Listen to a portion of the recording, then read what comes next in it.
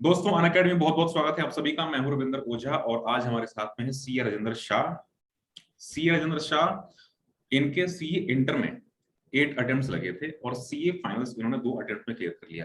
तो आप सोच सकते हैं कि अगर कोई भी ऐसा स्टूडेंट है जिसका सीए इंटर में अगर 8 अटेम्प्ट 6 7 8 अटेम्प्ट अगर लग जाता है और सीए फाइनल्स मतलब अगर किसी के भी 8 अटेम्प्ट या उससे ज्यादा लग जाते हैं तो सोचता भी नहीं कि मैं सीए फाइनल्स में जाऊं। एक डिमोटिवेशन सबसे बड़ी दिक्कत तो वहां यहाँ पे हो जाती है। तो हम जानेंगे इनसे कि इनकी स्ट्रेटजी क्या थी और ये एक 7 8 अटेम्प्ट लगने के बाद इन्होंने फिर से कम अप कैसे करा, उन सारे जो हर्डल्स हैं जो इनके माइंड में चीजें चल रही थी उस टाइम पे, तो इनको उन सारी चीजों को इन्होंने कम अप कैसे करा। सो राजेंद्र जी, बहुत बहुत स्वागत है आपका चैनल अनअकैडमी पे।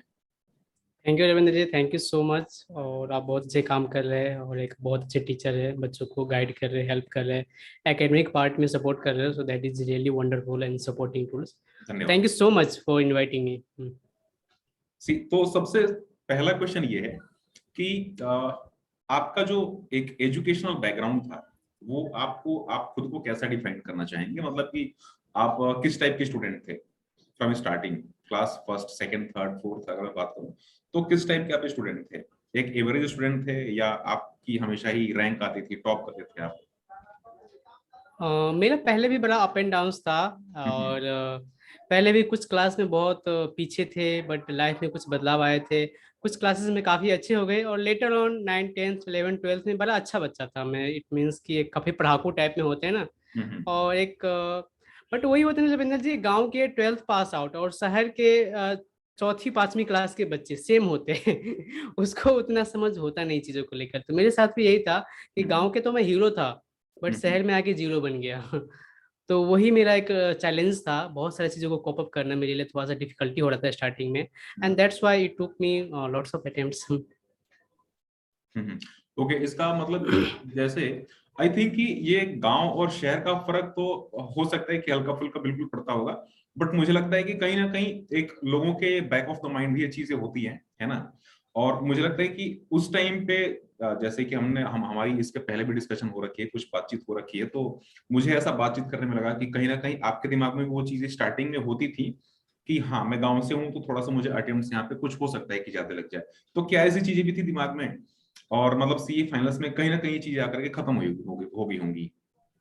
वजह जी, मुझे लगता है कि जो छोटे शहर से और गांव से जितने भी लोग बड़े शहर में आते हैं, मेट्रो सिटी में आते हैं ना, तो उसके मन में एक एक जो वो थिन लाइन हेजिटेशन होता है ना, नए एनवायरनमेंट के साथ कोप अप करने में ना, वो थोड़ा सा रहता है। ये चाहे वो क्लास में इंटरेक्शन को लेकर हो गए, चाहे अपने आप को कंपेरिजन करने को लेकर हो गए, या नए एनवायरनमेंट में नए तरह के लोगों से बातें करना हो गया, इवन नए नए मतलब क्लास के जो एटमोसफेयर होते हैं वहाँ पे एडजस्ट आपको हो गया। तो हम्म। वो थोड़ा सा इन्फिनिटी कम्प्लेक्स आते रहते हैं। और वो मुझे भी आता आया था और सबको आता है। सो मुझे लगता है कि सब बच्चों को ऐसा फील होता है स्टार्टिंग में, बट नहीं करना चाहिए। बट क्या करे, जब इंसान अपने छोटे शहर से छोटे गांव से बाहर निकलते हैं तो इस तरह के चैलेंजेस थोड़ा बहुत आते ही है। बिल्कुल बिल्कुल। ठीक है, तो यहाँ पे तो हमारी बात होगी कि आपकी जो बेसिक एजुकेशन थी तो उस टाइम पे आप कैसे थे। तो ऑन एन एवरेज एक अगर मैं बात करूं तो आप एक तरीके से एवरेज स्टूडेंट थे, है ना। उसके बाद जो आपकी क्लास 10th क्लास 12th आपने क्लियर करा, उसके बाद आप सीपीटी, आई थिंक कि उस टाइम पे आपके टाइम पे सीपीटी होगा, अभी सीए फाउंडेशन हो गया है जो, तो आपके टाइम पे वो सीपीटी होगा। आपने सीपीटी क्लियर करा तो वो सीपीटी में आपको कितने अटेम्प्ट लगे थे? और रविंद्र जी, मेरे सीपीटी बड़ा इजीली हो गया था and that was unexpected part. Benefit ये था कि पहले 4 सब्जेक्ट होते थे और चारों को कंबाइन करके मार्क्स देखते थे, 200 में से 100 लाना होता है। हम्म। तो मेरा मैथ बड़ा स्ट्रांग था। जो गांव के बच्चे होते हैं ना, उसका मैथ बहुत स्ट्रांग होता है क्योंकि मैथ को टाइम दे पाते हैं। शहर के बच्चे उतना टाइम नहीं दे पाते। तो just because of my math and law, I clear my CPT and I scored I think 124 marks out of 200। 124 marks, 124 marks वैसे काफी अच्छे मार्क्स हैं अगर हम बात करें सीपीटी की। अभी सीए फाउंडेशन में तो लगभग 400 एग्रीगेट हो रहा है कि 400 आपके एग्रीगेट मार्क्स हैं जिसमें कि आपको मार्क्स स्कोर करना है, और उसमें भी एटलीस्ट 50%, मतलब 40-50% वाली जो क्राइटेरिया है वो तो अभी भी है ही। तो अभी तो कंडीशन ये है, सीए फाउंडेशन हो चुका है। बाकी हम बात करें सीए इंटर में, तो सीए इंटर में क्या आपको ऐसी चीज लगी जो कि आपको थोड़ी सी अटेम्प्ट्स आपको ज्यादा लग गए? क्योंकि आई थिंक कि आपने जब क्लासेस या अपने बेसिक एजुकेशन जब आपने कंप्लीट कर रखी होगी, उसके बाद तो होपफुली कि आप गांव से निकल चुके होंगे, और उसके बाद जब आपने सीए में एंट्री ली होगी तो कहीं ना कहीं कुछ आपको शहर का एक्सपीरियंस हुआ, है ना। शहर का एक्सपीरियंस होने के बाद आपने सीए फाउंडेशन, सीए सीपीटी अपन पास करा, तो उसके बाद आपका जो सीए इंटर था, सीए इंटर में कुछ अटेम्प्ट्स आपको ज्यादा लग गए। सो उसके पीछे एक reason, I I don't think कि जो एक रीजन अगर मैं पूछूं तो ये मुझे रीजन ये नहीं लगता कि आप गांव से बिलोंग करते हैं, है ना, और उसके चलते ऐसा होगा क्योंकि आपके पास में ऑलरेडी कुछ एक्सपीरियंस था शहर का, है ना। तो ये रीजन क्या था, मतलब आपको स्टडी आपकी इफेक्टिवली या तो नहीं कर पा रहे थे आप, या उस टाइम पे दिक्कत क्या हो रही थी? मुझे लगता है ना कि जब आईपीसीसी की पढ़ाई में स्टार्ट करते हैं और आप टीचर है, आप डेफिनेटली बहुत अच्छे तरीके से जानते हैं। तो compare to twelfth, compare to foundation, compare to CPT, IPCC के सिलेबस अपने आप में काफी वास्ट है, काफी ज्यादा है।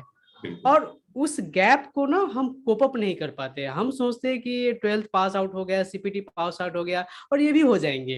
हम्म। तो कहते हैं ना कि एक दो अटेम्प्ट जब हमें धक्का लगता है ना, तब जाके हमें सिलेबस समझ में आता है कि सिलेबस कितना है, सीए क्या होता है। अच्छा, तो अब ये बताइए, एक बड़ी इंटरेस्टिंग पॉइंट है, जैसे नॉर्मली बच्चों के साथ में होता है कि फर्स्ट बार आप जब फेल हुए, है ना, होपफुली आप फर्स्ट टाइम फेल इसी में हुए होंगे, सीए इंटर में, करेक्ट। आपका सीए फाउंडेशन तो फर्स्ट अटेम्प्ट में निकल गया था, सीए इंटर में आपका फर्स्ट अटेम्प्ट लटका होगा कि आप फेल हो गए पहले अटेम्प्ट में। तो उस टाइम का जो फील है, वो फील कैसा था, आपको कैसा लगा था पहली बार फेल होने के बाद? यार जिंदगी में पहली बार फेल वर्ड देखा उससे पहले कभी देखा नहीं था, कुछ फेल नाम की चीजें होती है। Hmm. So that was like question mark कि अपने लाइफ में ये क्या आ गया, ये तो हम्म। कभी सोचा नहीं था। तो तब जाके हमें समझ में आता है कि प्रोफेशनल कोर्स को क्या होता है, कंपटीशन क्या होता है। ये 10% रिजल्ट जो कहते हैं उसका एक्चुअल मीनिंग समझ में आता है कि 10 में से एक ही बच्चे पास होता है, तो उसका मतलब क्या है। तब हम्म। जाके हमें समझ में आता है, तब जाके समझ में आया था और बुरा लगा था, नो डाउट। ओके, बुरा लगा था उस टाइम पे काफी। ठीक है। सो अब जैसे पहला अटेम्प्ट तो आपका खराब हो गया सीए इंटर का, तो पहले अटेम्प्ट के बाद जो आपका, उसके बाद वाला जो आपने अटेम्प्ट दिए, तो उसमें आपने क्या, उसमें आपने फिर गड़बड़ी कुछ क्या करी थी? हाँ, उसमें कई ऐसी गड़बड़ी हुई थी। कई तो मैं ऐसे बताऊं कि जो आपकी एनवायरनमेंट होता है ना, उसका बहुत ज्यादा आपके माइंड के ऊपर इम्पेक्ट होता है। जिसमें छोटा सा एग्जांपल लेता हूँ, मैं फरीदाबाद सिटी में कोचिंग ले रहा था लोकल इंस्टीट्यूट से। तो हमारे जो टीचर थे ना, वो टीचर, ऐसे टीचर के बारे में बोलना नहीं चाहिए कुछ, बट वो कहते थे ना कि बेटा आराम आराम से ग्रुप 1 निकालो, फिर ग्रुप 2 निकालो, एक बार में एक अटेम्प्ट एक ग्रुप दो, और इजी इजी करो। तो हम भी ना लाइफ को इजी इजी ले रहे थे, हम उतना ये नहीं ले रहे थे कि सीए सिलेबस से बहुत ज्यादा हमें बहुत रुपये तैयारी करना है, रैंक लाना है, ऐसा कभी सोच ही नहीं रहे थे।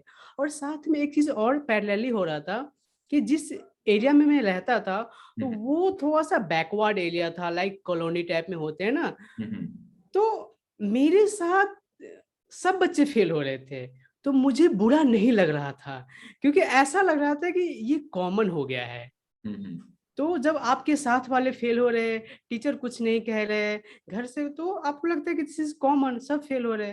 तो कई बार हम आउट ऑफ बॉक्स चीजों को देख नहीं पाते, तो हम्म। बहुत रोल अच्छा, होते हैं कहने का इंस्टीट्यूट मतलब का। कि यहाँ पे जो आपका फ्रेंड सर्कल है, तो फ्रेंड सर्कल कुछ उस तरीके का ही था कि जिसमें लगभग बहुत सारे बच्चे फेल हो जाया करते थे। तो राइट राइट। नॉर्मली जैसे कि एक थ्री इडियट्स में ये भी चीज बताती है ना, जो थ्री इडियट्स में एक डायलॉग है, उसमें ये बोलता है आमिर खान कि फेल बुरा बुरा तब लगता है जब आप पास हो जाओ, सॉरी आपका फ्रेंड पास हो जाए और आप फेल हो जाओ।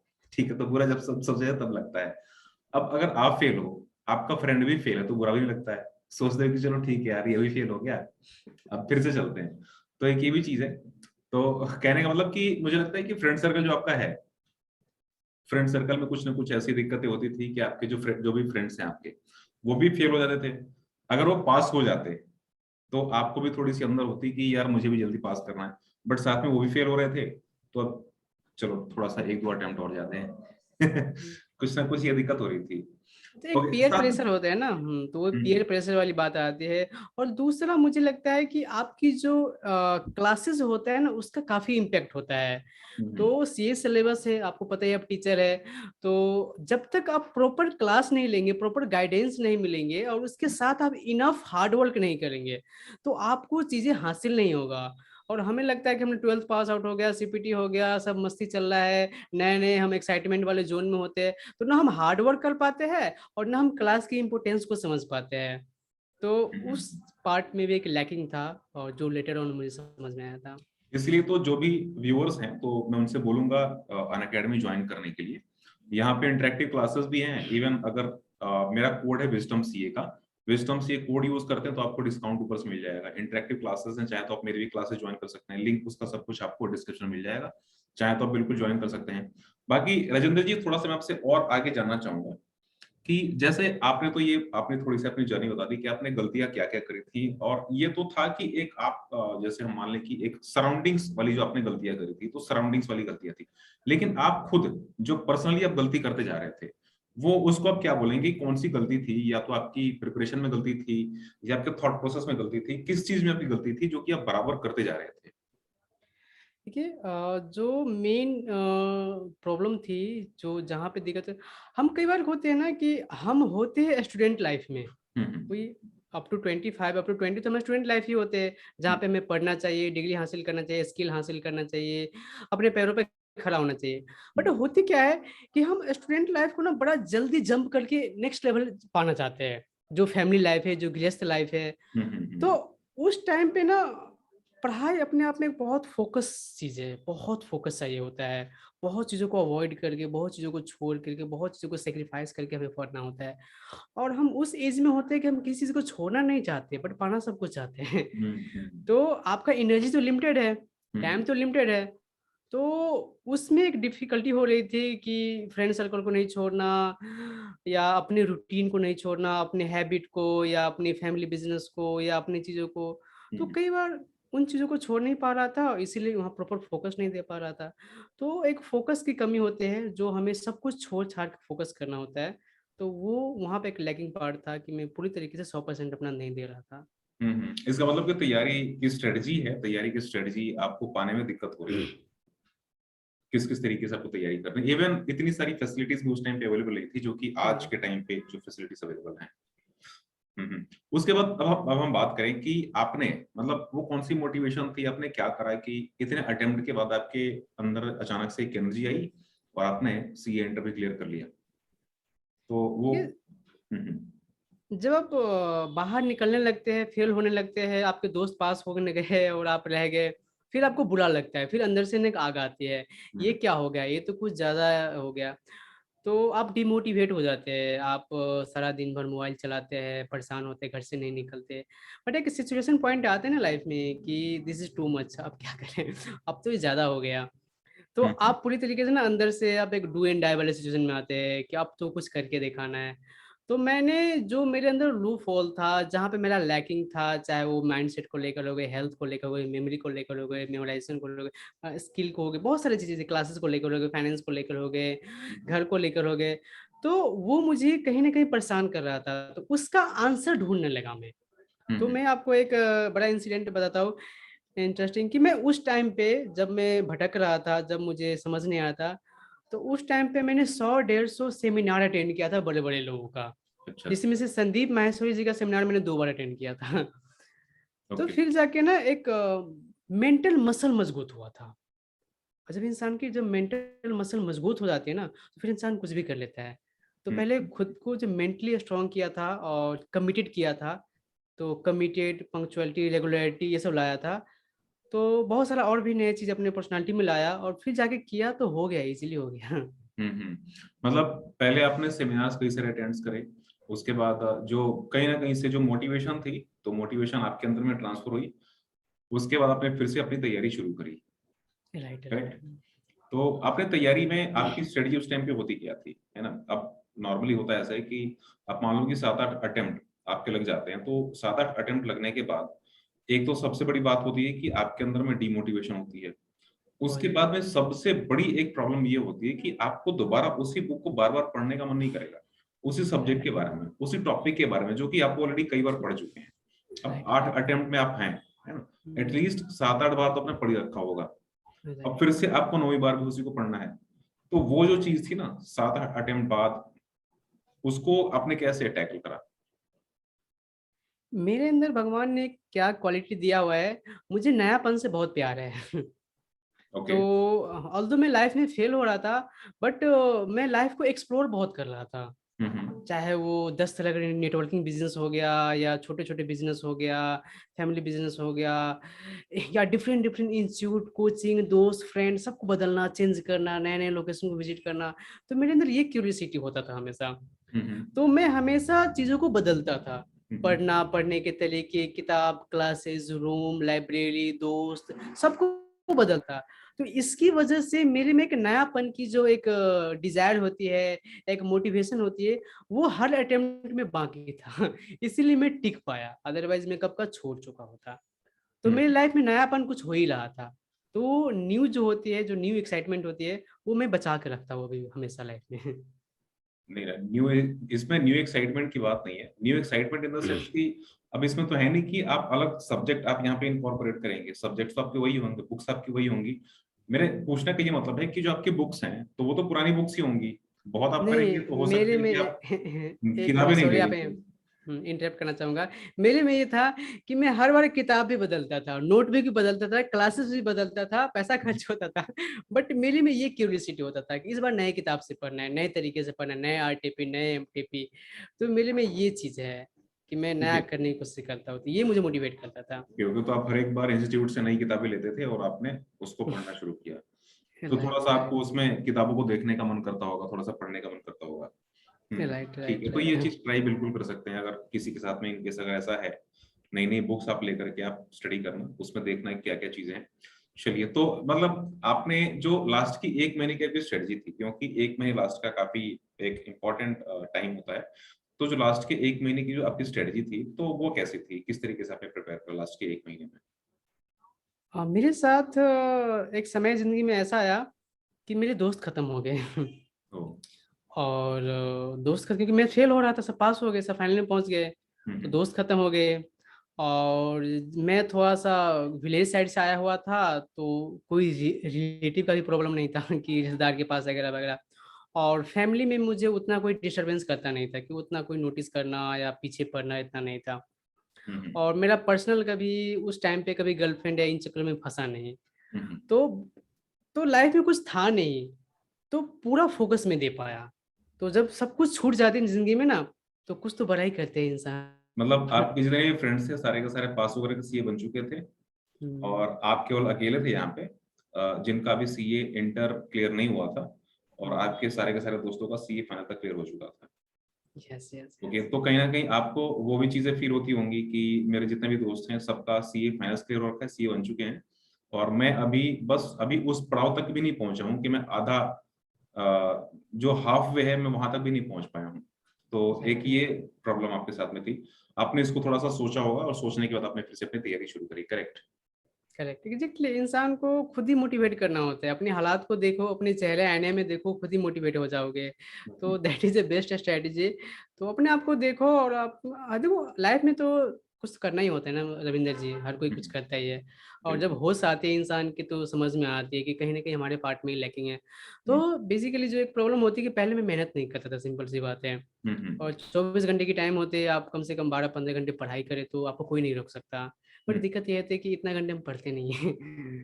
तो पढ़ना स्टार्ट किया, मेहनत करना स्टार्ट कर दिया, एंड हो गया। फिर चीजें हो जाती है, ओके, चीजें अगर यहाँ पे आप हम बात मेहनत। करें अगर प्रोक्रेस्टिनेशन की, जैसे कि अभी आपने बताया कि 12-15 घंटे पढ़ाई अगर हम हमेशा ही करें, है ना, 12-15 घंटे अगर हम हमेशा हमेशा ही पढ़ाई करते हैं तो बिल्कुल एग्जाम्स आप क्लियर कर सकते हैं। लेकिन Correct. 12-15 घंटे पढ़ाई हो तब तो करें। बहुत सारे लोगों के साथ तो दिक्कत यही है कि 12-15 घंटे पढ़ाई करे कौन, कैसे करें?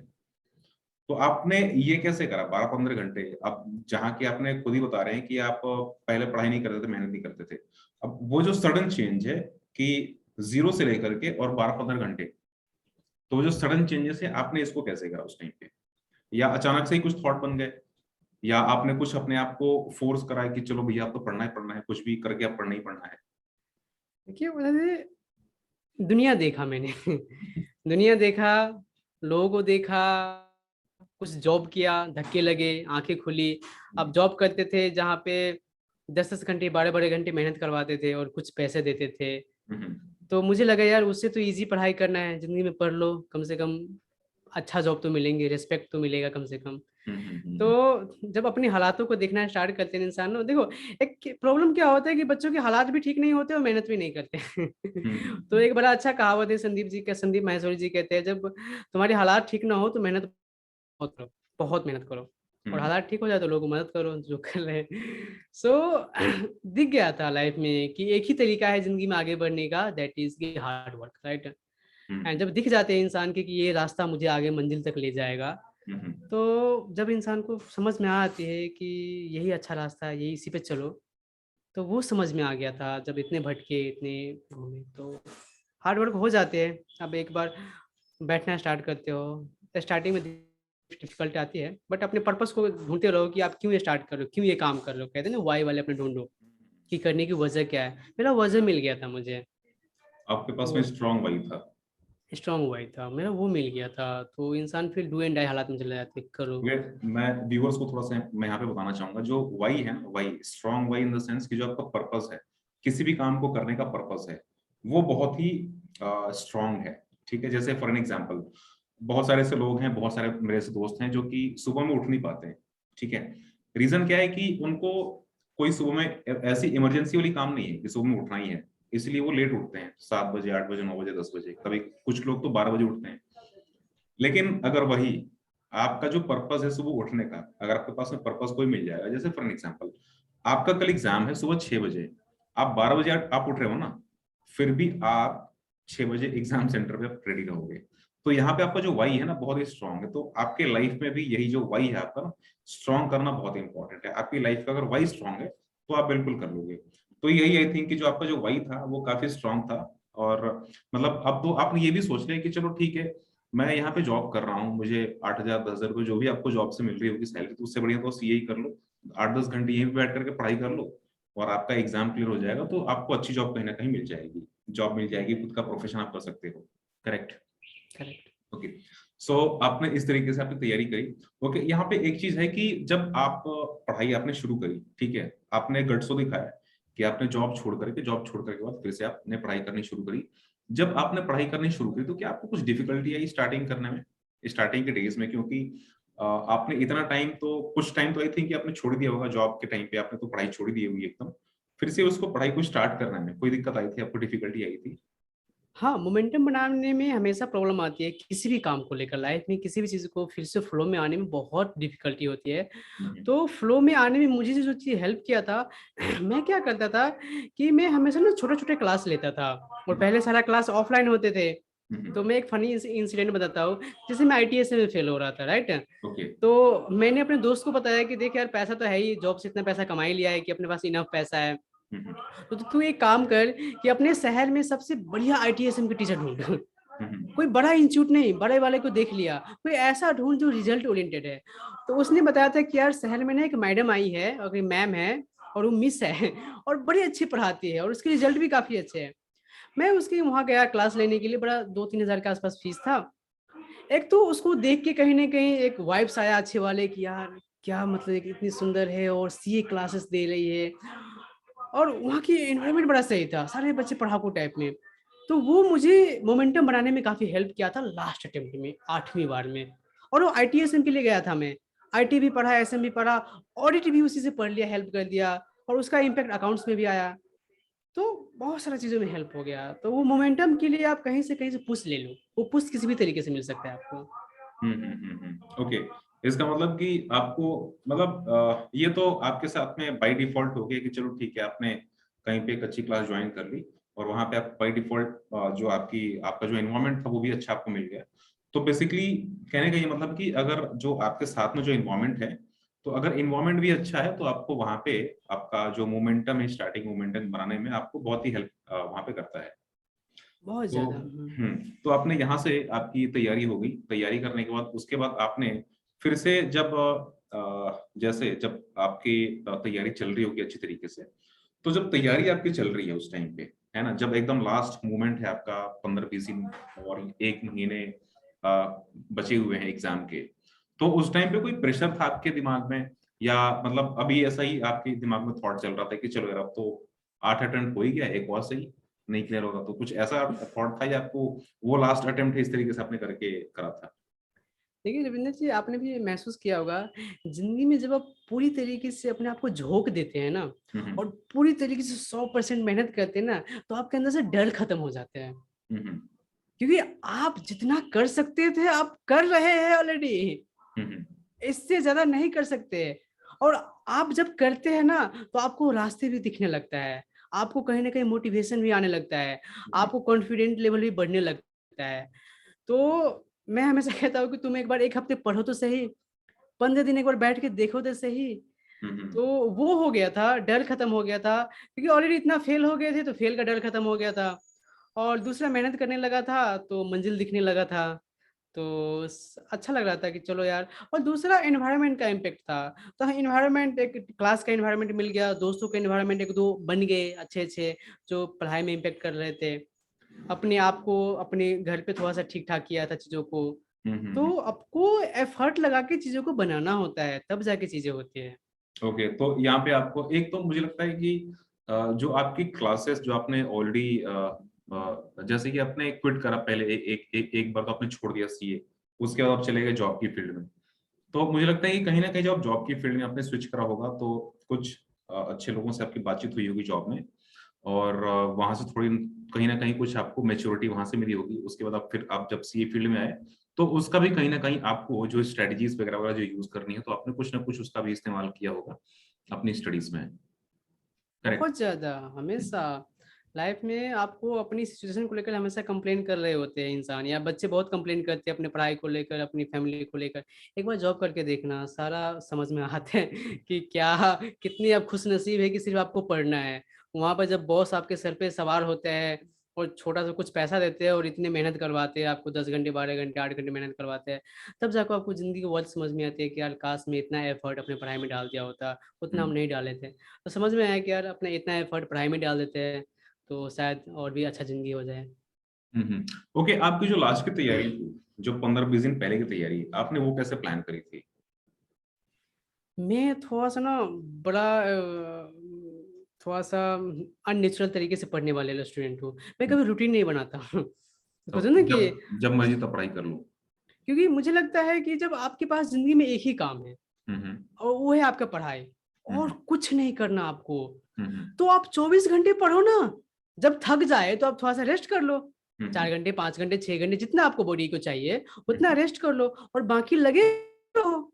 सो वो मेरा एक था कि अपने को, जब एक ही काम है जिंदगी में और मुझे पता है कि ये मेरा एक बेंच मार्क है, इसके बाद मेरी जिंदगी पलटने वाली है, दुनिया नया आने वाला है, तो हम्म क्यों ना इसको अपना 100% डाला जाए। तो मैं फिर उसको बड़ा एक्टिव रह के करता था, और अपने आप को एक्टिव रखने के लिए मैं इंटरवल देता था कि ये 3 घंटे में हुआ कि नहीं हुआ, 2 घंटे में हुआ कि नहीं हुआ, 1 घंटे में हुआ कि नहीं हुआ, 2 बजे के बाद मुझे ये करना है, 5 बजे के बाद ये करना है, 4 बजे के बाद ये करना है। तो ये इंटरवल से ना आपका रिमाइंडर होते हैं, अरे ये इंटरवल आ गया है, ये आपने किया कि नहीं किया, ये हुआ कि नहीं हुआ। अदरवाइज होती क्या है कि मैंने बहुत सारा दोस्तों को, अपने फ्रेंड को, बच्चों को देखा हुआ है कि उसको 2 दिन निकल गया, 3 दिन निकल गया, एक हफ्ता निकल गया, तब जाकर होश आते हैं, अरे 3 दिन वेस्ट हो गया, अरे 4 दिन वेस्ट हो गया, अरे एक हफ्ते वेस्ट हो गया। मैं कहता हूँ हर दिन आप इंटरवल लगाओ ना, ब्रेक लगाओ ना, और हम्म उस ब्रेक से पहले देखो ना कि ये पहले वाले इंटरवल में मैंने सही किया कि नहीं किया, इस ब्लॉक में सही किया कि नहीं किया।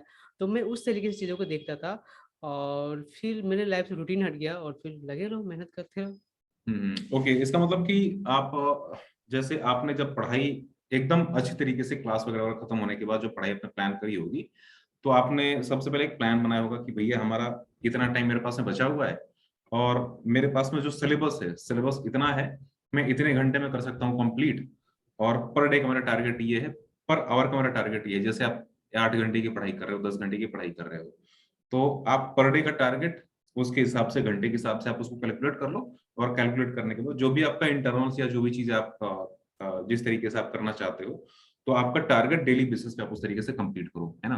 Right right. और थोड़ा सा आपको ब्रेक भी देना जरूरी है पढ़ाई के बीच में, ड्यूरेशन ऑफ योर स्टडी, तो आपको बीच में ब्रेक भी देना थोड़ा सा इंपॉर्टेंट है वो। करेक्ट। ओके, तो आपकी तो ये तैयारी होगी। उसके बाद जब आपका एग्जाम हो गया, ठीक है, एक अभी बात करते हैं एग्जाम के ड्यूरेशन में।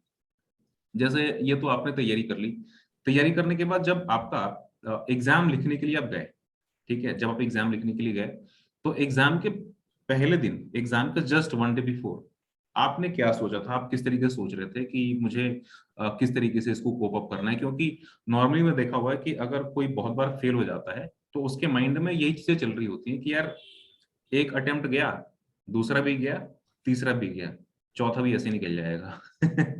थोड़ा सा जहाँ पे डिफिकल्टीज का आभास होता है कि हाँ यहाँ पे थोड़ी सी डिफिकल्टी हो सकती है, तो वहां पे चलो यार कोई दिक्कत नहीं, जब 3-4 अटेम्प्ट गए वैसे पांचवा भी चला जाएगा। तो मतलब आपने उसको कैसे कोप अप किया, अपने माइंड में कैसे उसको अपने चीजें हैंडल करी उन सारी चीजों को? देखिए, होता क्या है कि जब आप पढ़ने बैठते हैं ना, एक दिन पहले भी, और एक सम भी नहीं हुआ ना, तो आपको फ्यूचर दिखने लगता है। हम्म। एक क्वेश्चन का आंसर नहीं मिला, मैच नहीं किया, बैलेंस शीट टैली नहीं हुआ, तो आपको फ्यूचर दिखने लगता है, अरे यार ये भी अटेम्प्ट गया, इसके बाद क्या करूंगा, एग्जाम के बाद क्या करूंगा, क्या होगा क्या नहीं होगा। हम्म। मेरे साथ एक प्लस पॉइंट ये था कि मैं फाइनेंशियली इंडिपेंडेंट हो गया था। मतलब थोड़ा बहुत इतना अर्निंग करने लगा था कि मैं पैसे को लेकर अपना डर खत्म हो गया था। और दूसरा मेरा ये था कि एग्जाम के बाद भी ना मेरे पास करने के लिए बहुत कुछ होता था। हम्म। तो इससे मेरे को क्या है कि मुझे प्रेजेंट मोमेंट में रहना ही है, क्योंकि एग्जाम के बाद मेरे पास ऑलरेडी बहुत कुछ करने के लिए है, और पहले ही बहुत कुछ था। तो मैं वो डर खत्म हो गया था कि एग्जाम के बाद क्या होगा, एग्जाम के बाद है ना चीजें करने के लिए। तो हम्म। फिर वो डर खत्म हो गया। जिसके पास नहीं होता है वो सोचते हैं, घबराते हैं, ये होगा वो हो जाएगा, टेंशन लेते हैं। तो मैं इससे मेरा बेनिफिट होता था कि मैं प्रेजेंट मोमेंट में रह पाता था। हम्म। और जब जब प्रेजेंट मोमेंट में रह पाते हो तो चीजें इजी होने लगता है, फिर लगता है कि चलो कर लेते हैं। तो वो ओके ओके। सारा एक माइंड को कमांड देना होता है कि, और ऐसी बात नहीं कि ये एग्जाम आप पहली बार ही दे रहे हो। बहुत सारे बच्चे होते हैं कि इसको लगता है कि अब ऐसे इससे पहले आपने बहुत बार और भी एग्जाम दिया हुआ है। हाँ हाँ तो बिल्कुल। हाँ, तो आप इस बात को समझ लोगे कि ये एग्जाम ही तो है, और कुछ तो है नहीं ना। हम बहुत बार हम्म। उसको ज्यादा वास्ट बना देते हैं, और उसकी वजह से एक मेंटल प्रेशर आ जाता है। तो उसको सिर्फ एग्जाम माने, जिंदगी ना माने। ओके, यहाँ पे एक चीज और आती है राजेंद्र जी कि नॉर्मली मैं यहाँ पे देखता हूँ, एक अटेम्प्ट लगने का मुझे ये भी रीजन ऐसा लगता है कि यहाँ पे ना अटेम्प्ट्स आपके पास में कई सारे हैं, आपके पास में अपॉर्चुनिटीज बहुत ज्यादा हैं। अपॉर्चुनिटीज इन द सेंस कि इसको अपॉर्चुनिटी नहीं बोलेंगे, बट यहाँ पे जो बोलते हैं कि टाइम किल करने के लिए चीजें ना बहुत ज्यादा हैं। जैसे कि एक एग्जांपल के लिए अगर आप बात करो क्लास 12th की या क्लास 10th की, तो आप मैक्सिमम बच्चों को देखोगे, हालांकि मैं कंपेयर नहीं कर रहा हूँ क्लास 12th और क्लास 10th की सीए, दोनों सीए प्रोफेशनल एग्जाम है, इसको आप छोटे क्लासेस से कंपेयर नहीं कर सकते। बट मैं एक सेम पर्सन की बात बता रहा हूँ कि एक जो स्टूडेंट जो कि क्लास 10th में क्लास 12th में बहुत अच्छा पढ़ाई करता था, ज्यादा देर तक पढ़ाई करता था, ठीक है, एग्जाम या मार्क्स की हम यहाँ पे बात नहीं करेंगे, काफी देर तक पढ़ाई करता था, वो कहीं ना कहीं आकर के सीए फील्ड में उसकी पढ़ाई धीरे धीरे कम होना शुरू हो जाती है, डिमोटिवेशन आने लगता है, पढ़ाई धीरे धीरे कम होना शुरू हो जाती है। इवन मैंने बहुत सारे बच्चों को देखा हुआ है कि जो कि 12th में अच्छा कर रहे थे, उनकी पढ़ाई अच्छी चल रही थी, 10 घंटे 12 घंटे 15 घंटे तक पढ़ाई करते थे, सीए में आने के बाद वो वीडियोस ढूंढते हैं कि भैया हम पढ़ाई कैसे करें, जो कि ऑलरेडी वो कर रहे थे, तो यहाँ पे आकर के वीडियोस ढूंढना शुरू करते हैं कि पढ़ाई बहुत देर तक कैसे करें। ठीक है, तो कहने का ये मतलब है कि मुझे ये लगता है कि इसका एक ये रीजन है कि आप किसी भी चीज को ना यहाँ पे आने के बाद प्रोक्रास्टिनेट करना शुरू कर देते हो। क्लास 10th में एंड क्लास 12th में आपके पास में लिमिटेड अटेम्प्ट हैं, आपके जितने भी फ्रेंड्स हैं वो एक अटेम्प्ट में पास हो जाएंगे, अगर फेल हुए तो आप ही फेल होगे और बेइज्जती बहुत होगी। तो आपको लगता है कि यार ये लास्ट अटेम्प्ट है, मुझे करना ही करना है, किसी भी तरीके से मुझे करना है, हालांकि कोर्स कम है, सिलेबस कम है, मैं कंपेयर नहीं कर रहा हूँ ये सिलेबस की और क्लास 10th एंड 12th के सिलेबस की। बट यस, यहाँ पे अगर हम बात करें, अगर जो एक पढ़ाई करने के तरीके की, तो मुझे लगता है ना कि उसमें एक आपके पास में बैरियर है कि हाँ ये बैरियर है और ये मेरा लास्ट है, ठीक है, ये मेरा लास्ट अटेम्प्ट है, इसके बाद तो मतलब मुझे फेल करना ही नहीं है, मुझे पास ही करना है इस बार में, तो किसी भी तरीके से आप क्लास 10th है क्लास 12th है आप उसमें पास कर लेते हो। बट अगर हम बात करूँ सीए कोर्स की, तो यहाँ पे ना हर एक 6 महीने पे एग्जाम होता है, तो एक तो प्रॉब्लम ये है कि मई में अगर नहीं हुआ तो चलो ठीक है, 6 महीने की तो बात है, और 6 महीने भी वो नहीं होते हैं, आपका जो रिजल्ट है, रिजल्ट आता है आपका 2 महीने बाद, सीए इंटर का रिजल्ट आता है, मई में आपका एग्जाम हुआ तो 2 महीने बाद रिजल्ट आता है, और 2 महीने के बाद आपके पास में 3-4 महीने और बचते हैं, आप थोड़ी से 3-4 महीने और वेस्ट कर लो, आप जाकर के फिर से एग्जाम दे लो, और उसके बाद 2 महीने फिर से रेस्ट है। अब मतलब इस तरीके से करते करते ना अटेम्प्ट और भी ज्यादा लग जाते हैं, और पता नहीं चलता है कि 6 महीने बीत गए, हालांकि आपको ऐसा लगे मेरे 3-4 महीने ही बीते, लेकिन बीत गए वहां पे 6 महीने। तो एक ये भी बहुत बड़ी एक यहाँ पे प्रॉब्लम है। अगर आप सोचते हो कि यार ये मेरा लास्ट अटेम्प्ट है, पहले ही अटेम्प्ट को अगर आप सोच लेते हो कि यार मेरा लास्ट अटेम्प्ट है, तो उसके बाद सेकंड या थर्ड अटेम्प्ट आपका होगा ही नहीं, इजंट इट? मतलब ऐसा है कि नहीं है? नहीं एग्जैक्टली ये माइंडसेट का तो बिल्कुल इम्पैक्ट रहता ही है। अब हम्म देखिए जब 10th-12th में होते हैं तो हमारे काउंसलर हमारे हमारे पीछे पड़ने वाले कई लोग होते हैं, टीचर होते हैं, स्कूल टीचर, ट्यूशन हम्म टीचर, घर के लोग, हमारे बड़े भाई, हमारे बड़े बहन। तो ये 5-6 लोग होते हैं जो हमारे पीछे पड़ के हमें पढ़ाते हैं, लगे रहो, लगे रहो, लगे रहो। और जब अचानक वहां से मूव होते हैं ना, तो ये सारे लोग पीछे हट जाते हैं और हम्म आप अकेले पड़ गए। और अकेले पड़ गए और आपकी जिंदगी की डिस्ट्रैक्शन बढ़ गया, आपकी एज बढ़ गया, आपकी बॉडी की डिजायर बढ़ने लगा, ओपन हो गए, आप फ्री हो गए, नए नए दोस्त बनने लगे। तो ये जो बदलाव आती है, तो इसको कई बार जो टैलेंटेड बच्चे होते हैं ना, उसको कोप अप नहीं कर पाते। वहाँ पे एक बड़ा एक एनवायरनमेंट था, ऐसे पूरी तरीके से माहौल बना हुआ था। और यहाँ पे माहौल बनाना पड़ता है आपको, खुद ही क्रिएट करना पड़ता है। यहाँ पे कोई वो नहीं है ना, कोई सिस्टम नहीं है ना। यहाँ पे ब्रेकिंग सिस्टम पूरा नहीं कि आप आपको आकर के कोई बार बार रोक करके और बताए कि हाँ आप गलत कर रहे हो। हम्म, आपके पास में जो करना है खुद ही करना है, और उस टाइम पे उतनी ज्यादा अभी आप तो तुरंत निकले ही होते हो अपने घर से, मतलब कहीं बाहर अगर आप जा रहे हो पढ़ाई करने के लिए तो जस्ट अभी घर से आप निकले ही हुए हो। तो एक यहाँ पे ये भी इशू हो जाती है। ठीक है। ओके, तो आपका, मैं अभी जो हम पॉइंट पे थे तो उस पॉइंट की हम थोड़ी सी बात करते हैं कि जो जैसे आपका एक दिन पहले का आपने प्लानिंग कैसे करा, एग्जाम आपका कल है और आज की आपकी जो मेंटल कंडीशन है या प्लानिंग है वो कैसे चल रही थी।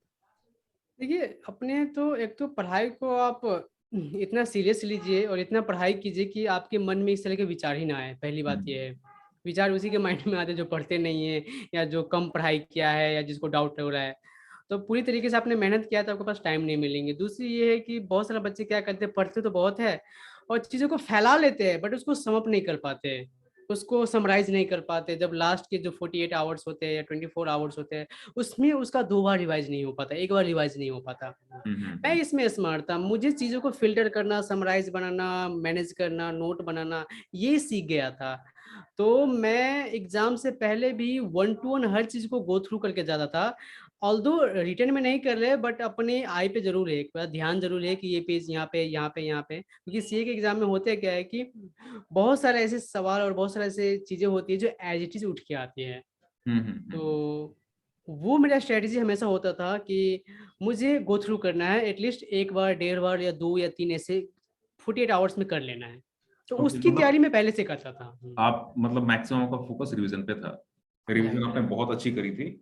और कहीं ना कहीं एक ये भी चीज होती है कि अगर मतलब अब रिवीजन तो करना जरूरी है, लेकिन रिवीजन में सारी चीजें पढ़ना बहुत जरूरी नहीं है। मतलब ये नहीं कि आप लाइन बाय लाइन सब कुछ आप पढ़ना शुरू करो। अगर आपने स्कैनिंग भी कर ली है, जैसे कि कोई भी चैप्टर है, चैप्टर में अगर आपके 10 पॉइंट्स हैं, 10 पॉइंट्स में उनके कुछ हेडिंग्स होंगे, कुछ हेडिंग्स के बॉडी होंगी, कुछ हेडिंग्स की बॉडी होगी।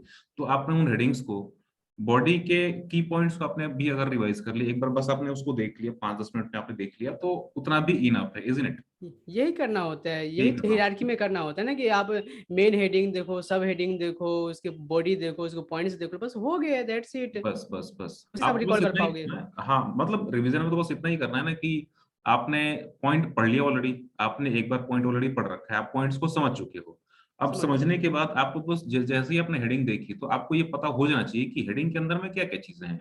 क्या ठीक क्या है, चीज़ इन है। केस कभी आप मिस कर जाते हो तो आप देख लो कि यस हाँ ये चीजें हैं, तो आपके दिमाग में फिर से वो चीजें ताजा हो जाएंगी, फिर से वो चीजें आपके दिमाग में आके बैठ जाएंगी। तो रिवीजन का मतलब यही है। और यही की होता है कि वर्ड्स। किताब की एक चार्ट आपके माइंड में भी बनना चाहिए।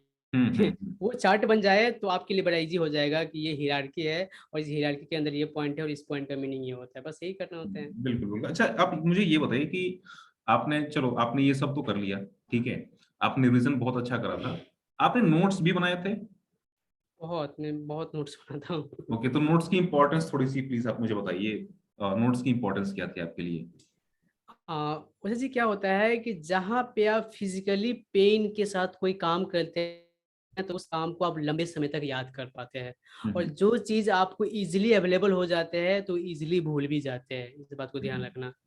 तो हम्म। अपन बचपन को सीन याद होगा, जो मैथ को हम कितने मेहनत से हम करते थे और कभी भूलते भी नहीं थे।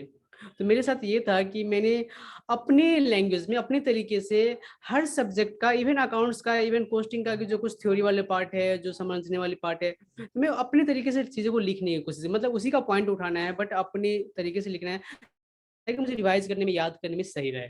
तो हम्म। इसका बड़ा इम्पैक्ट होता है जब पेन पकड़ के और जब लिखते हैं ना चीज़ें को, तो वो उसका ना आपके माइंड में छप जाते हैं।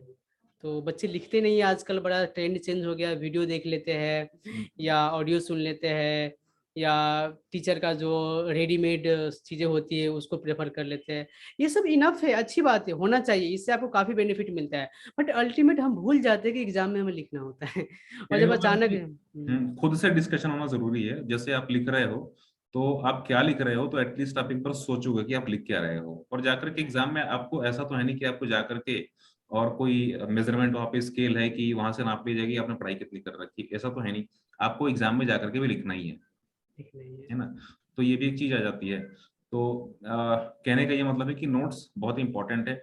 ओके, नोट्स आप जो बनाते थे तो उसका बनाने का मतलब क्या आप सब कुछ आप नोट्स में लिखते थे, या आपके कुछ लिमिटेड पॉइंट्स थे, आप कैसे लिखते थे नोट्स को, नोट्स कैसे बनाते थे आप? देखिए, आप लॉ के टीचर हैं और आप लॉ बड़े अच्छे पढ़ाते हैं, मैंने सुना है बच्चों से। हम्म, तो आप एक लॉ की सब्जेक्ट हो गया। आप जब वो जो चैप्टर होती है वो पूरा डिटेल वे में होती है, पूरी हम्म, तरीके से उसका एक्सप्लेनेशन है, पूरे पॉइंट्स है, पूरा एग्जाम्पल है।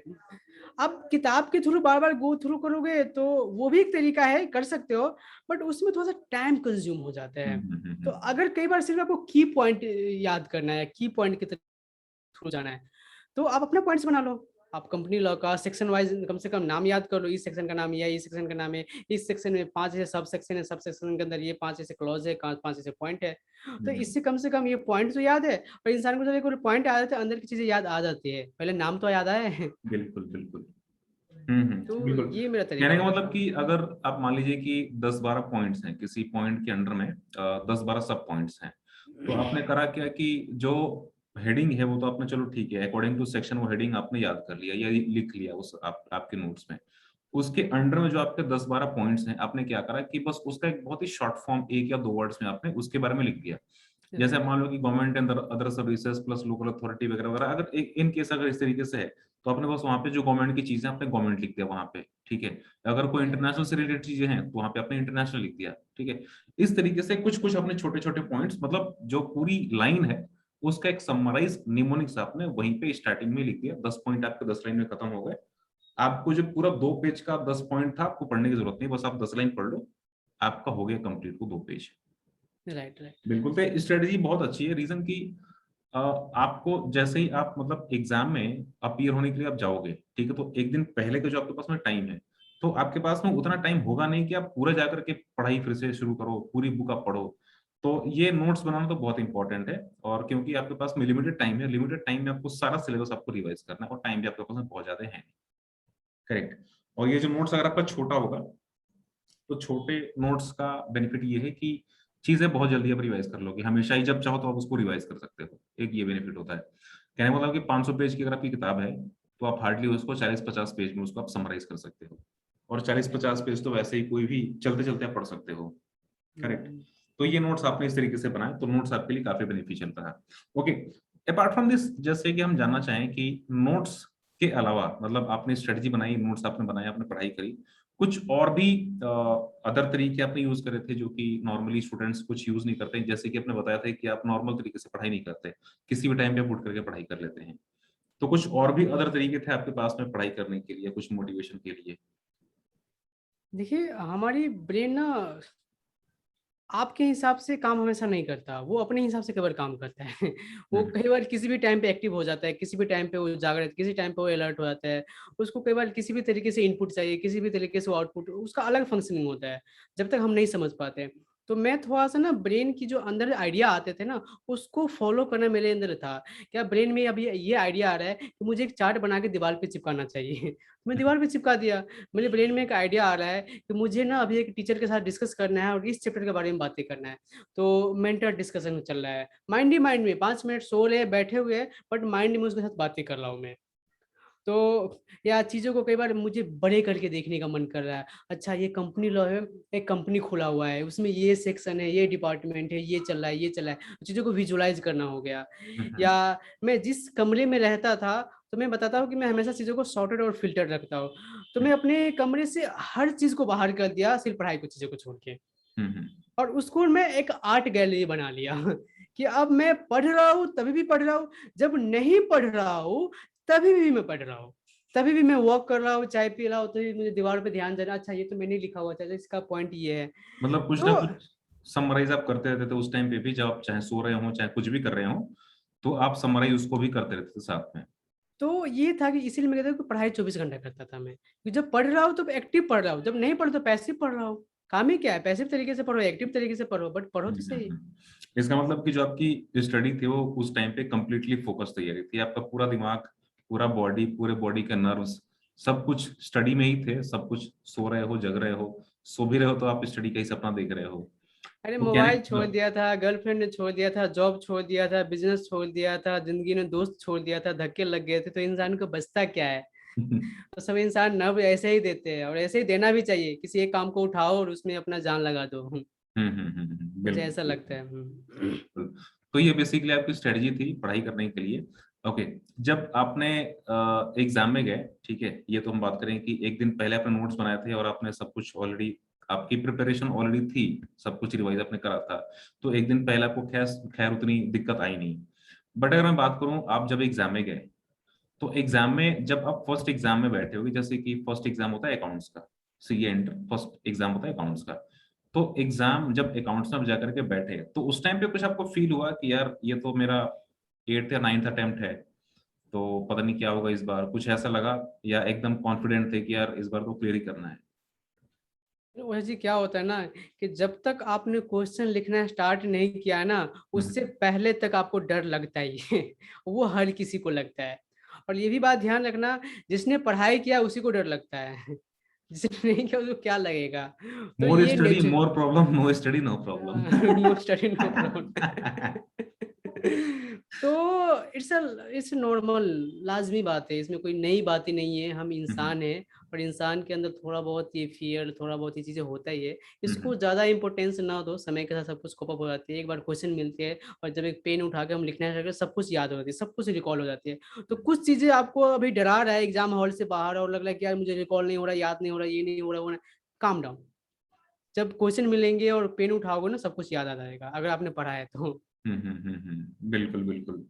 तो मतलब आपने लिखना शुरू किया और धीरे धीरे चीजें याद आना शुरू हो गई, धीरे धीरे सब कुछ चीजें आपको रिमाइंड होना शुरू हो गई। वो इनिशियल टाइम का ही, जैसे 10-15 मिनट का जो झटका होता है इनिशियल टाइम पे, वही लगता है।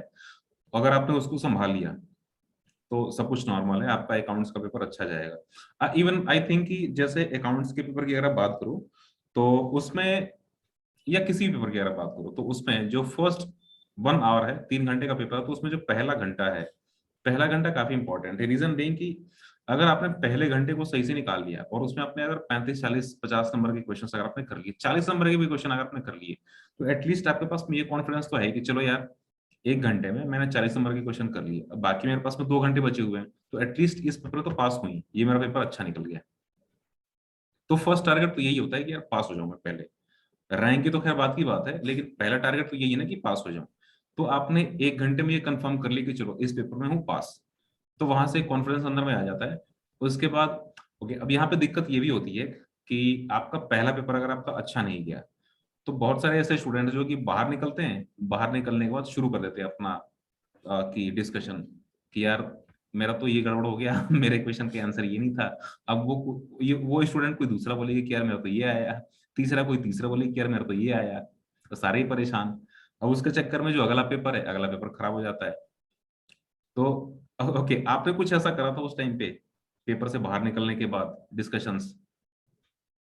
यार अपनी जिंदगी में कोई पूछने वाला नहीं था। अच्छा, कोई फ्रेंड्स नहीं थे वहां पे, तो आपने तो कुछ? इस हाँ, तो इस बात का फायदा मिला, और दूसरा ये भी था कि दो चार लोग जो जान पहचान में के थे, तो वो खुद मुरझाए हुए थे। वो खुद वो बेचारे टेंशन में है, तो मुझे लगता है कि मैं जानबूझ के, जब तक कोई पूछे ना अपनी चीजें, तो मैं अननेसेसरी अपने प्रॉब्लम या अननेसेसरी चीजें को क्यों शेयर करूं।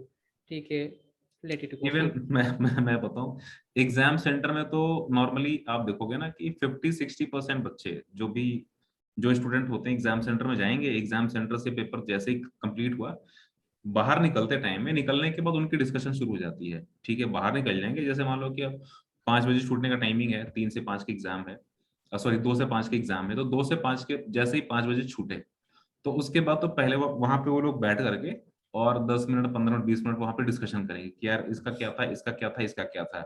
तो उनका तो मतलब पाँच छह बच्चों का, पांच छह स्टूडेंट्स का वहाँ पे ग्रुप बन जाता है कि चलो यार डिस्कशन करते हैं, डिस्कशन अपना आराम से करते हैं, पूरी तरीके से सेटिस्फाई हो जाते हैं, उसके बाद अपने घर पे आते हैं। अब उसी में कुछ कुछ लोगों का ऐसा होता है कि यार पेपर मेरा खराब हो गया और अगले पेपर की तैयारी होगी नहीं, तो अगला पेपर गया काम से। और हालांकि जब रिजल्ट आता है तो कभी कभार कुछ ऐसे भी चीजें हो जाती हैं कि यार रिजल्ट में ना जो पेपर आपका खराब गया होता है आपको उसमें अच्छे नंबर आ जाते हैं, और जो पेपर आपको अच्छा करना था, ठीक है, आपने उसकी पढ़ाई करी नहीं, उसमें आप फेल हो गए। यहाँ पे ये होता है। प्रॉब्लम आती है। तो एक मेरा पर्सनल ये भी सजेशन रहेगा, जो लोग देख रहे हैं तो प्लीज इन सारी चीजों को आप अवॉइड करिए। अगर आप देख रहे हो कि आप एग्जाम से बाहर निकले, एग्जाम से बाहर निकले के बाद ग्रुप डिस्कशन जो भी आपके स्टूडेंट्स उनका शुरू हो गया, तो फिर आप उससे अवॉइड करें और अपना रास्ता देखें चुपचाप। जो पेपर है आपका उसको फोल्ड करके जेब में रखें और उसको घर पे जाएं, चुपचाप अगले पेपर की तैयारी करें। और उसके बाद उसको आपको अनफोल्ड तभी करना है जब आपका पेपर खत्म हो जाए। पेपर खत्म होने के बाद पूरी तरीके से उसको अनफोल्ड करके आपको देखना शुरू करना है, उसके बाद आप देख सकते हो। तो एक सजेशन ये रहेगा कि प्लीज जब भी आप एग्जाम सेंटर में जाए, ठीक है, तो एग्जाम सेंटर में जाकर केवल केवल आप पेपर दे। पेपर देने के बाद जैसे आप बाहर निकले, बाहर निकलने के बाद अपना पेपर फोल्ड करके रखें और उसको अनफोल्ड तभी करें जब पूरा आपका एग्जाम खत्म हो जाए। ओके, यहां तक तो आपकी बात होगी आपका सीए इंटर का।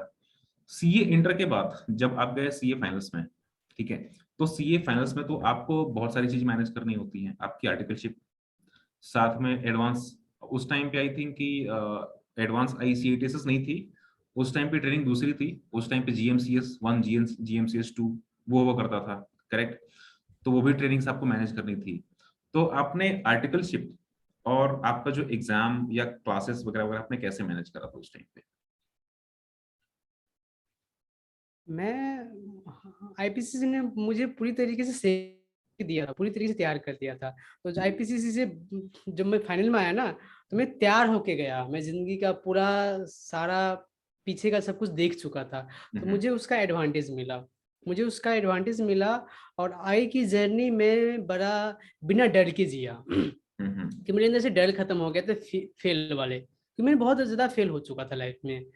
तो आई का जर्नी में एक निडर की तरह होता है ना, कि लाइफ में बिना डरे हुए सब कुछ करना। तो हम्म मैं ऐसे जीने की कोशिश किया। और मैं ट्रेनिंग में मुझे डे वन से काफ़ी इंटरेस्टेड था कि कैसे ये चीज़ें होती है, mind set, skill set, psychology, NLP, neuro science, memorisation, recalling, health. तो इन चीज़ों को मुझे बड़ा एक बेनिफिट मिला कि ये चीज़ें कैसे काम करती है।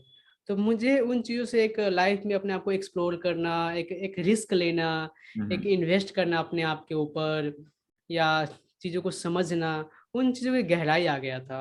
हम्म तो वो गहराई, वो रिसर्च, वो ट्रेनिंग, वो सेमिनार, उन चीज़ों ने काफ़ी हेल्प किया। कुछ ऐसे संगति भी बन गए, कुछ ऐसे मेंटोर आ गए, टीचर आ गए ज़िंदगी में। तो सभी का एक कंबाइन एफर्ट रहा था। और होप सो सब सारा एफर्ट लगा तो हो गया इजीली। ओके, कहने का ये मतलब है कि जब आप सीए इंटर में अपने जब सीए इंटर में पास आउट हो गए तो आपको अच्छा खासा एक्सपीरियंस था कि पढ़ाई कैसे करते हैं, राइट। है ना? ओके, यहाँ पे मेरा एक क्वेश्चन है कि चलो ठीक है, आपको ये तो पता चल गया कि पढ़ाई करते कैसे हैं, बट अभी आप जब आई आई थिंक कि आपके टाइम पे सीए इंटर में आपने आर्टिकलशिप स्टार्ट नहीं करी होगी क्योंकि आप सीए सीपीटी के थ्रू थे, है ना? तो सीए फाइनल्स में मतलब जैसे सीए इंटर पास करने के बाद ही आपने उसके बाद आपकी आर्टिकलशिप शुरू करी होगी। राइट। तो जब आप सीए आईपीसीसी की पढ़ाई कर रहे हैं, सीए आईपीसीसी की पढ़ाई करने के टाइम पे तो आपको कुछ ऐसा टेंशन है नहीं कि मुझे वहां पे जा करके और 8-9 घंटे वहां पे लगाने भी है। बट यहाँ पे जैसे आप सीए आईपीसीसी क्लियर करते हो, सीए आईपीसीसी क्लियर करने के बाद जब आप आते हो सीए फाइनल्स में, तो सीए फाइनल्स में आपको आर्टिकलशिप का भी प्रेशर है, उसके बाद सारे सब्जेक्ट्स नए हैं, ठीक है। सीए आईपीसीसी सिलेबस काफी वास्ट है, as compare to CA IPCC syllabus काफी सीए फाइनल्स का वास्ट है। उसके बाद हमेशा ही चेंजेस होती रहती हैं, टैक्स में चेंजेस आ गए, लॉ में चेंजेस आ गए, ऑडिट में चेंजेस आ गए, कई सारे सब्जेक्ट्स में आपके चेंजेस होते रहते हैं सीए फाइनल्स में भी। और ऐसा नहीं है कि छोटे चेंजेस होते हैं, टैक्स में सिलेबस में चेंजेस बहुत ज्यादा होते हैं, ठीक है, क्योंकि सिलेबस बहुत बड़ा है। तो वहां पे सिलेबस भी, अब इंटरनेशनल टैक्सेशन है उसमें भी चेंजेस बहुत ज्यादा हो जाते हैं। तो यहाँ पे एक तो सिलेबस में चेंजेस बहुत ज्यादा होते हैं। तो मेरा ये क्वेश्चन है कि आपने आपकी जो आर्टिकलशिप है, आर्टिकलशिप के साथ में आपने उतने टाइम जॉब करते हुए, मीन्स आर्टिकलशिप करते हुए, और क्लासेस भी आपकी होंगी, कहीं ना कहीं क्लासेस भी आपने ले रखी होंगी, तो उसके साथ में आपने सब कुछ ये कैसे मैनेज करा, टाइमिंग क्या होती थी आपकी, और उस टाइम पे माइंडसेट क्या होता था, रेस्ट कब किस टाइम पे करते थे, और चीजों को मैनेज कैसे करते थे आप? मैंने एक बड़ा समझदारी वाले काम किया था ओझा जी कि जब मेरा आईपीसीसी के ग्रुप 1 चौथे अटेम्प्ट में पास हुआ था, उसके बाद मैंने आर्टिकलशिप स्टार्ट कर दिया था। और ओके। आर्टिकलशिप के साथ साथ में ग्रुप 2 की तैयारी कर रहा था। बहुत सारा बच्चे मिस्टेक करते हैं, वो बहुत ग्रुप का वेट करते हैं, इसकी वजह से उसका फाइनल का अटेम्प्ट काफी लेट हो जाता है। हम्म। मेरे लिए ये एडवांटेज रहा कि जब तक मेरा आईपीसीसी का ग्रुप 2 हुआ, हम्म। तब तक मैं आर्टिकलशिप भी चल रहा था और साथ में फाइनल भी आ गया। तो आईपीसीसी होते ही मुझे 6 महीने के अंदर फाइनल ड्यू हो गया।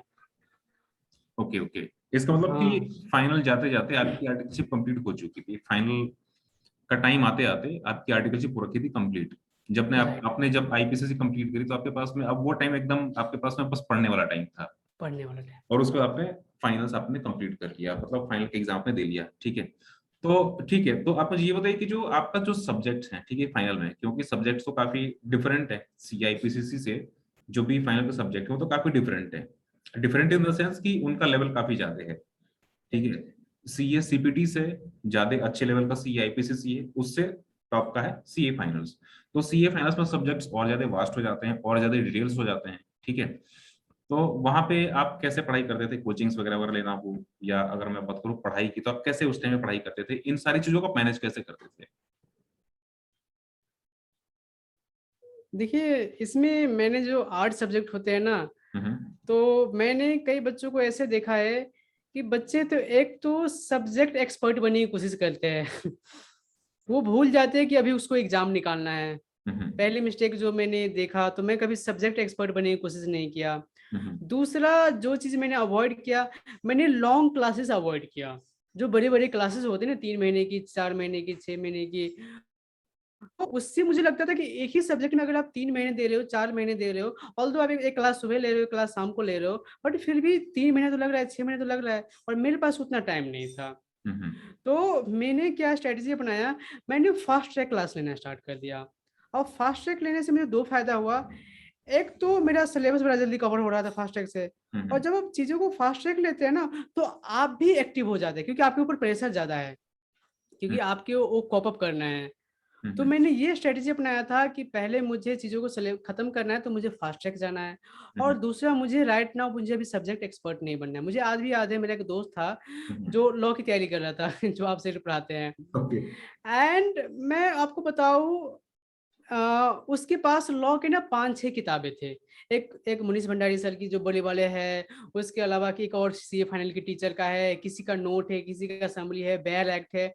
और उसका सारा टाइम ना इधर से मैच करने में जाता था। यहाँ पे क्या है, वहां पे क्या है, एक्सप्लेनेशन का मतलब क्या है, उस एक्सप्लेनेशन का मतलब क्या है। मैं कि क्या करोगे उतना जान के, एग्जाम में क्या पूछेगा, उस माइंडसेट के साथ तैयारी करो। अभी तुम इस एक्सपर्ट बनने की कोशिश करोगे, तो तुम्हारा एग्जाम रह जाएगा। और मेरे पास सिर्फ 2 पतली किताब थी, जो इंस्टीट्यूट का लॉ का किताब है। मैंने उसी को पढ़ाई किया था। मैं कहा मुझसे ज्यादा होगा नहीं, मेरे लिए इनफ है। तो पहले मैंने अपने सब्जेक्ट को डिफाइन किया कि मुझे कौन कौन सी किताबें से पढ़ना है। एक बार वो डिफाइन हो गया, तो मैं फिर उस पर ट्रस्ट किया। उस पे ये नहीं कि कई लोग डाउट करते हैं और लास्ट मोमेंट पे जाके आप किताब बदल दिया, क्लासेस बदल दिया, ये बदल दिया, तो उससे बिल्कुल वो वो हो जाते हैं, स्कैटर हो जाते हैं, मतलब बिखर जाते हैं। तो मैंने ये रहे कि मैंने सब्जेक्ट को, क्लासेस को पहले डिफाइन किया, और उस पर टिका रहा, उस पर ट्रस्ट किया, और इसका मुझे फायदा मिला। और मैंने मैक्सिमम चीज इंस्टीट्यूट का ही फॉलो किया था, तो मेरे लिए ज्यादा भटकना कम था। जो लोग बाहर की चीजें फॉलो करते हैं, डाउट होते हैं। इंस्टीट्यूट का मैंने इंस्टीट्यूट पे भरोसा कर लिया था, क्योंकि मुझे आईपीसीसी इंस्टीट्यूट नहीं करवाया था, मतलब क्लियर करवाया था, तो मुझे पता चल गया था।